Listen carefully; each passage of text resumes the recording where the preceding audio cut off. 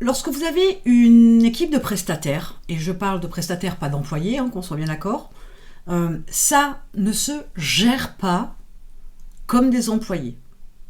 Pourquoi ? Parce que la démarche n'est absolument pas la même. Lorsque vous avez des prestataires, vous êtes leurs clients. Donc, pour que la gestion de vos prestataires soit bonne, et je vous dis la gestion, j'aime pas le terme parce qu'on ne les gère pas à proprement parler, on achète des prestations de services. L'idée, c'est que si vous voulez que le travail soit fait comme vous le voulez, pour avoir les résultats que vous voulez, avec la stratégie que vous avez mis en place, etc., si besoin est, il faut définir clairement au départ ce que vous voulez. Et ça a son importance parce que un salarié, vous pouvez moduler ses tâches, vous pouvez améliorer, peaufiner, lui donner plus de responsabilités, etc. Avec un prestataire, lui accorder par exemple des responsabilités supplémentaires, ça nécessite une augmentation du coût, ce qui est logique. Pour autant, en définissant clairement ce que vous attendez d'un prestataire, les résultats et le mode de fonctionnement, il faut que vous puissiez mettre tout ça à plat. Ça, c'est un truc que les gens ne font pas toujours, les entrepreneurs ne font pas toujours.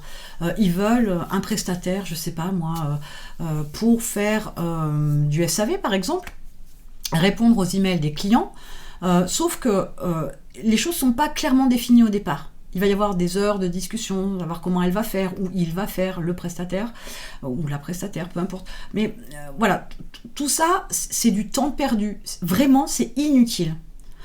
Vous avez un outil qui est puissant et qui va vous aider à faire ça correctement et à gagner un temps fou, c'est les processus. Tout simplement. C'est de pouvoir aussi, dans le cas par exemple du SAV, c'est de mettre en place une base de données avec toutes les situations possibles et imaginables et toutes les réponses qui vont derrière et les modalités de fonctionnement.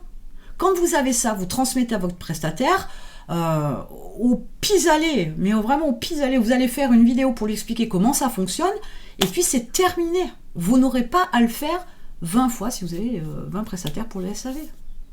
Donc, en définissant clairement au départ ce que vous attendez du prestataire et comment vous voulez que ça fonctionne et quel résultat vous voulez avoir, il faut déjà savoir ce que vous voulez. Là aussi, il y a quelque chose que beaucoup ne font pas et je vous invite vraiment à le faire parce que moi, ça m'a facilité la vie à un niveau que j'aurais pas cru. J'ai défini au départ le profil, les compétences, etc. pour le prestataire que je cherchais ou que je cherche ou que je chercherai. Donc à chaque fois, je définis un profil et bien particulier. Voilà, si vous avez besoin d'avoir quelqu'un de créatif, vous n'avez pas besoin d'avoir quelqu'un qui soit très axé sur les chiffres, qui soit très cartésien. Si vous avez besoin de quelqu'un qui fasse une prestation comme le SAV, vous avez besoin d'avoir quelqu'un quand même qui a un peu de matière grise, l'air de rien. C'est pas tout simplement copier-coller les réponses. Ça ne suffirait pas.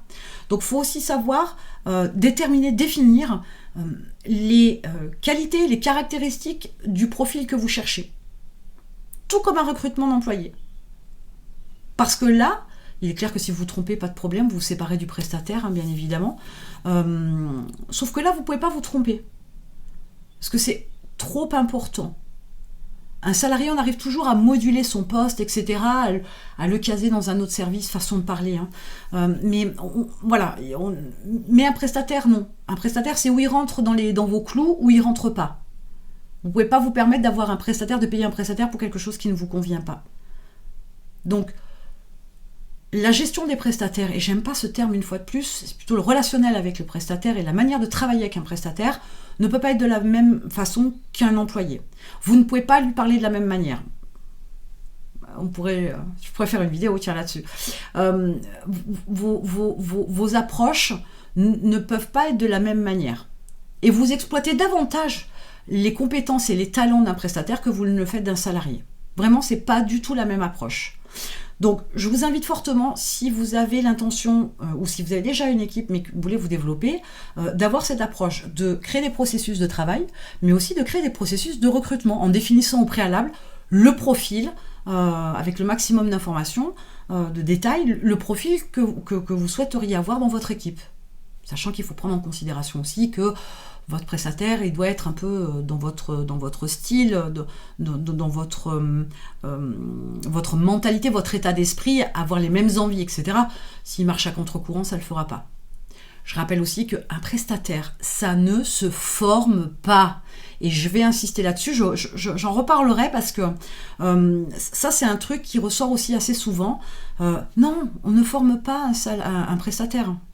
Un prestataire, il a déjà les connaissances et compétences, accessoirement. Mais vous ne devez pas passer du temps à le former. Si vous le formez, c'est qu'il y a un souci. Il n'a pas le niveau de ce que vous attendez. Et l'idée, c'est pas de le faire devenir salarié non plus, si vous prenez un prestataire, c'est évident.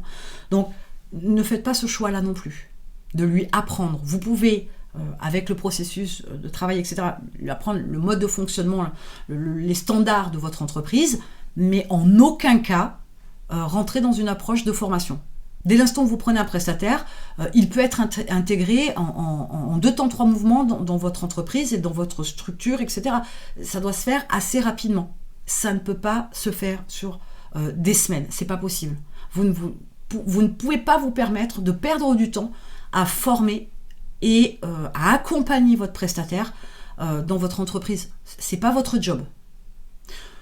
Donc pour revenir à nos moutons, l'idée c'est aujourd'hui c'était donc d'avoir cette approche de je ne m'adresse pas, je ne travaille pas, je ne collabore pas avec un prestataire comme je travaille avec un de mes salariés, ou plusieurs d'ailleurs. À vous de choisir ce que vous voulez.